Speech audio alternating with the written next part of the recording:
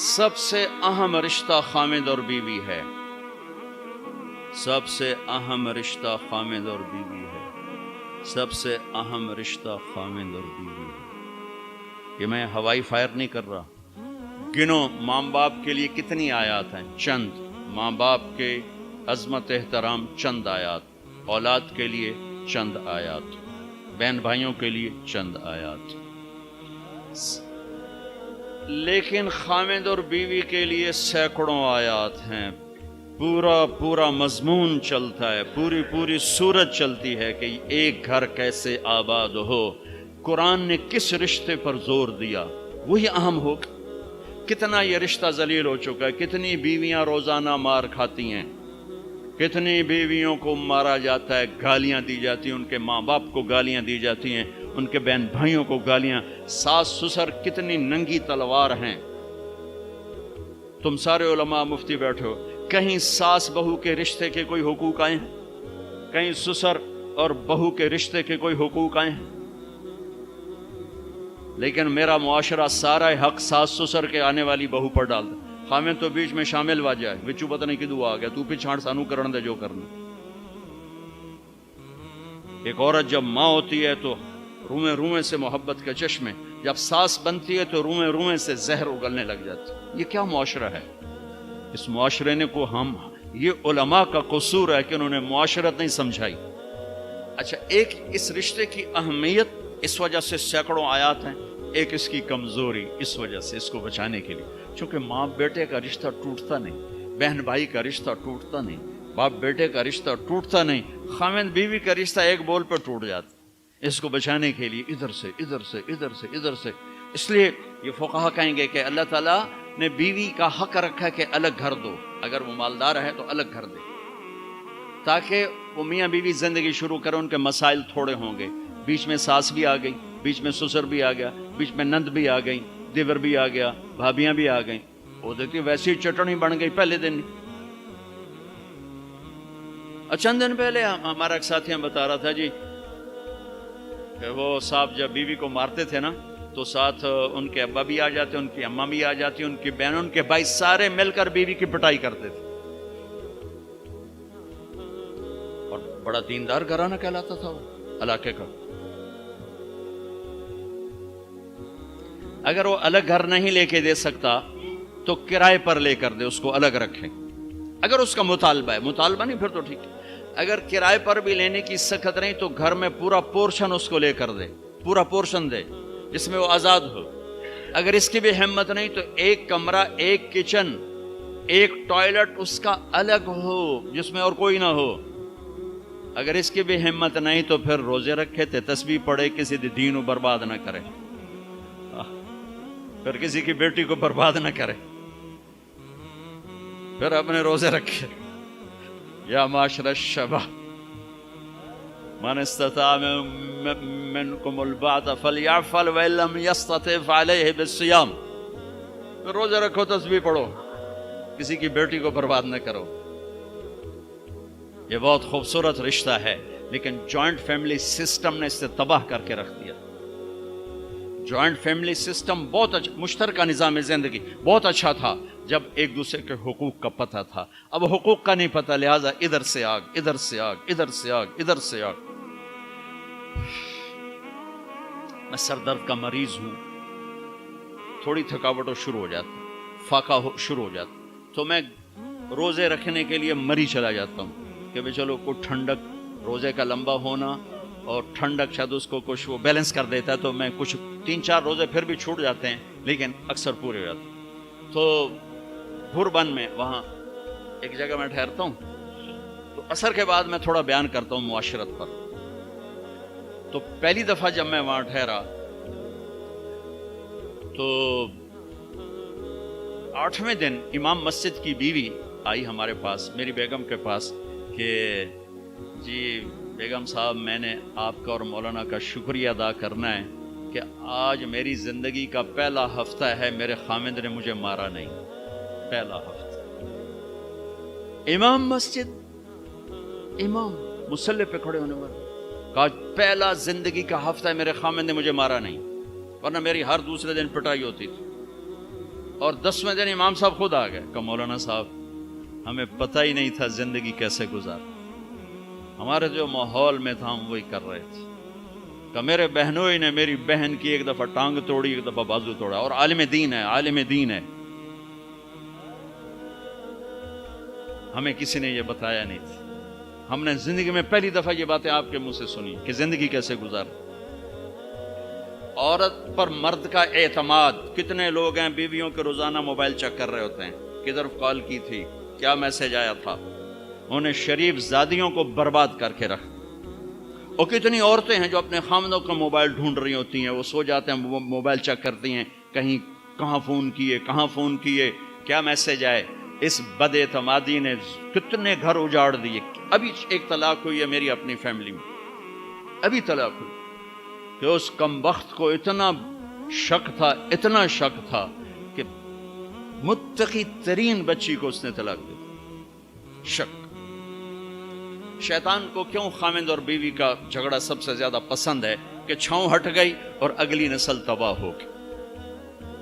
شیطان روزانہ کچہری لگاتا ہے، پوچھتا ہے آج کیا کیا، کوئی کچھ کہتا ہے، کوئی کچھ کہتا ہے، سب کو ٹھنڈا جواب دیتا ہے، ٹھیک۔ ایک شیطان کھڑے ہو کر کہتا ہے حضور میں نے میاں بیوی کو لڑایا، تو کم وقت اپنی ایسی یوں اچھلتا ہے، تو ہے جو کر کے آیا ہے، آجا، اس کو گلے لگاتا ہے، اس کو اپنے پاس بٹھاتا ہے، کہتا ہے یہ ہے وہ کام، کیوں کہ اس نے چھاؤں ہٹا دی، اس نے نیند اجاڑ دی، اس نے بارشوں کو روک دیا۔ کیا ہوگا؟ زمین بنجر، نیندیں برباد، اعتماد ختم، نسل برباد۔ کیوں طلاق کو سب سے زیادہ بدترین حلال کہا؟ کیوں میرے نبی نے فرمایا علی طلاق سے بچنا؟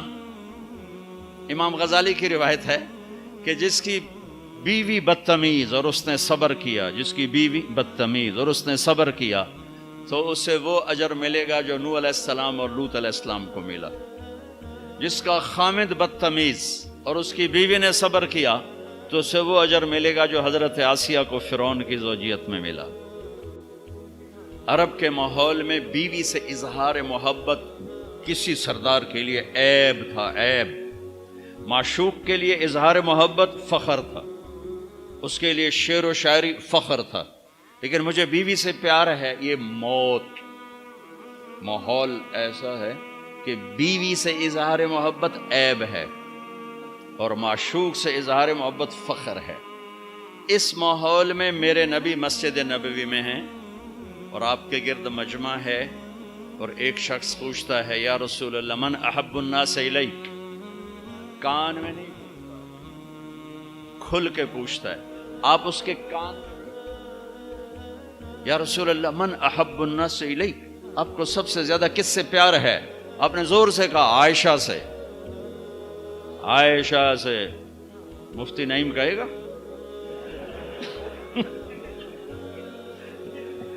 آپ نے کہا عائشہ سے، وہ تو ہل گئے، یہ کیا ہوا؟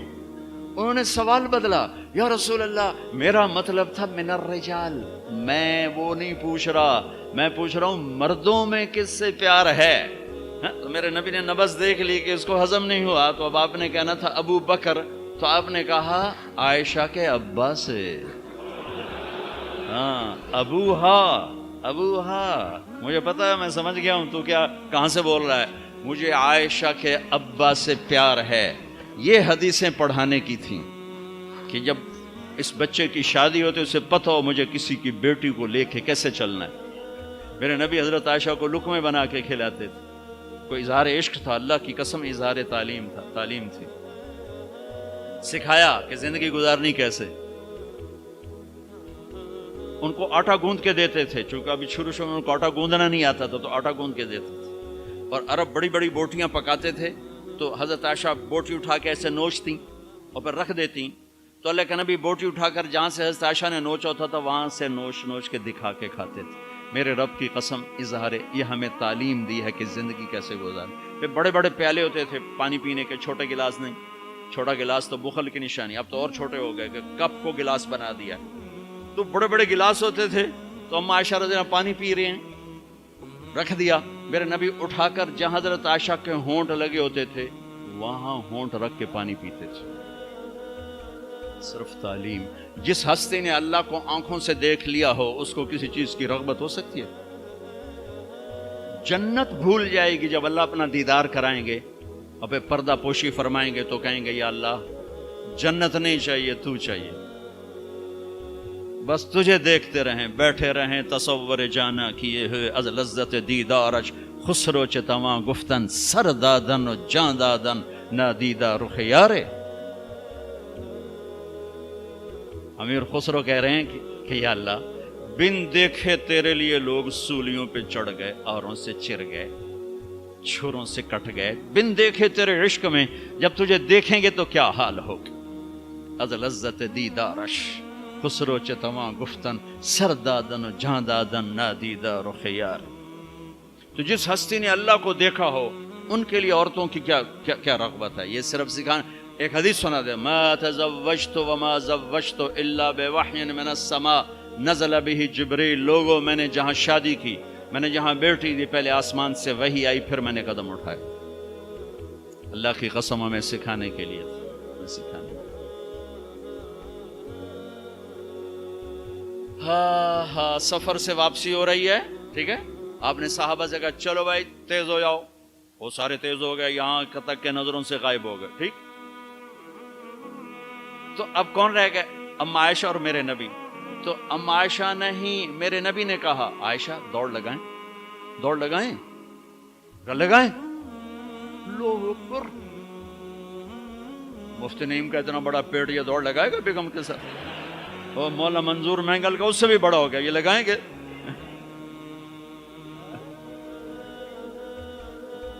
تو عائشہ دوڑ لگائیں، کہا جی لگائیں. تو حضرت عائشہ فرماتی میں آگے نکل گئی لیکن ابھی پیچھے رہے. پھر کچھ عرصہ گزر گیا، کئی سال گزر گئے، پھر ایک سفر سے واپسی ہو رہی. آپ نے کہا ہاں بھائی آگے جاؤ، وہ سارے آگے جا گئے، اجل ہو گئے. آپ نے کہا عائشہ دوڑ لگائیں؟ کہا جی لگائیں. تو کہا ان دنوں میں موٹی ہو گئی. تبدنت کا لفظ مجھے یاد ہے کہ میں موٹی ہو گئی تھی. تو جب دوڑ لگائی تو لیکن ابھی آگے نکل گئے. تو آپ نے کہا عائشہ ہذہ بتلک، اب تو میں برابر ہو. اللہ کی قسم زندگی سمجھانے کے لیے. جہاد کا سفر سارا صحابہ کا قافلہ ہے، جنگ کا زمانہ ہے، دشمن چاروں طرف ہے، اور ہم اما عائشہ رضی اللہ عنہ اونٹ پہ بیٹھی اور ہاتھ لگایا تو ہار غائب. فرمائے میرا تو ہار کوئی نہیں، میں تو نہیں جاؤں گی، میرا ہار ڈھونڈو. تو میرے نبی نے نہیں فرمایا چل بیٹھ، اتنے لوگوں کو تو پریشان کرتی، تجھے پتہ نہیں میں نے سبق پڑھانا تو میرے پیچھے پڑ گئی. طلبہ میرا انتظار کر رہے ہیں. آپ نے کہا بھائی عائشہ کا ہار ڈھونڈو. سب ڈھونڈنے میں لگ گئے. شام ہو گئی، سورج چھپ گیا اور ہار نہیں ملا، اور اس کے بعد تلاش بند ہو گئی. اندھیرے میں کہاں ملے گا؟ اب کیا ہوا؟ پانی رات کو عشاء میں ختم ہو گیا، فجر کی نماز کا وقت داخل ہونے والا ہو گیا اور پانی کوئی نہیں، تیمم کی آیات نہیں اتری. لوگوں نے ابو بکر کو تانے دینے شروع کہ تیری بیٹی کی وجہ سے اب نماز کا کیا بنے گا. ابو بکر غصے میں آئے اما عائشہ کے خیمے میں. تو اللہ کے نبی گود میں سر رکھے سو رہے تھے. اب آپ تو باپ تھے تو آ کر اب بول تو سکتے نہیں، اور چہرے سے دوری تیری وجہ سے ہو، اور یہاں پسلی میں ماری انگلی، زور سے انگلی ماری. تو کہتے میں ایسے سخت ہو گئی تاکہ میرا بدن حرکت نہ کرے کہ کہیں اللہ کے نبی اٹھ نہ جائیں. تو چہرے سے غصے کا اظہار کر کے، اور تو اللہ نے آیات تیمم اتار دی. اس موقع پر تیمم کی آیات پہلی دفعہ 8000 سال میں یہ ہونے لگا ہے. بھلا مٹی سے آدمی صاف ہوتا ہے اور گندا ہو جاتا ہے؟ اللہ نے کہا نہیں، فتیمم، چلو تیمم کرو. اب سارے صحابہ میں خوشی کی لہر، اور سعد بن عبادہ کہنے لگے اے آل ابو بکر، یہ پہلی تو نعمت نہیں ہے جو تمہارے گھرانے کے طفیل ہمیں ملی ہے، اس سے پہلے بھی بڑی نعمتیں تمہارے گھر کی طفیل ہمیں ملی ہیں. اللہ نے تیمم کی آیت اتار. میرے نبی نے قافلے کو نہیں چلایا، یہاں تک کہ حضرت عائشہ نے کہا اچھا یا رسول اللہ اب چلیں، ہار کو چھوڑیں. پھر میرے نبی چلے، اور جب اونٹنی کو اٹھایا تو ہار اس کے نیچے پڑا ہوا تھا، وہ سارا باہر ڈھونڈتے رہے، ہار نیچے چلا گیا تھا گر کر. یہ میرے نبی کی زندگی ہے. یہ مینگل صاحب سے کہتا ہوں پڑھائیں، مفتی نعیم سے کہتا ہوں یہ زندگی پڑھائیں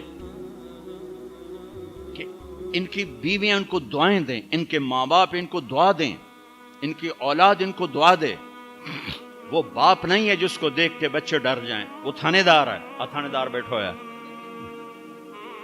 وہ استاد نہیں جس کو دیکھ کے شاگرد ڈر جائے، وہ تھانے دار ہے. وہ خامد نہیں ہے جس کو دیکھ کے بیوی سہم جائے، وہ تھانے دار ہے. خامد وہ ہے جس کو دیکھ کے بیوی خوش ہو، باپ وہ ہے جس کو دیکھ کے اولاد خوش ہو، استاد وہ ہے جس کو دیکھ کے شاگرد خوش ہو. اگر زندگی کو نکھارنا ہے، ضبط کرنا سیکھو، برداشت کرنا سیکھو، غصے کو پینا سیکھو. یغلبن الکریم ویغلبہن اللئیم. اللہ اکبر. میرے نبی نے فرمایا اخلاق والے پہ بیویاں غالب آ جاتی ہیں اور بد اخلاق بیویوں پہ غالب آ جاتے ہیں. لَأَنْ أَكُونَ مَغْلُوبًا كَرِيمًا أَحَبُّ إِلَيَّ مِنْ أَكُونَ غَالِبًا لَئِيمًا. میں اخلاق والا بن کے بیوی سے دب کے رہوں، یہ مجھے پسند ہے اس بات سے کہ میں بد اخلاق ہو کر، کمینہ ہو کر بیوی پہ غالب آؤں. لئیم بد اخلاقی کی آخر جس کو ہم کمینہ کہتے ہیں.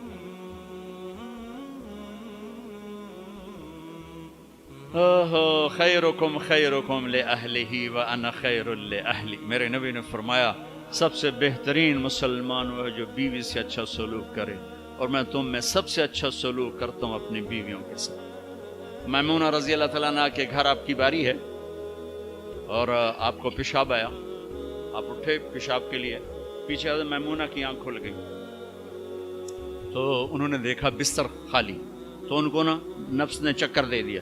ان کے جی میں آیا کہ اللہ کے نبی مجھے چھوڑ کر کسی اور بیوی کے پاس چلے گئے. تو انہوں نے سوکن پنا غالب آیا. سوکن تو سوکن ہی ہوتی ہے، تو سوکن تھی ان کا، تو مجھے چھوڑ کے دوسری بیوی.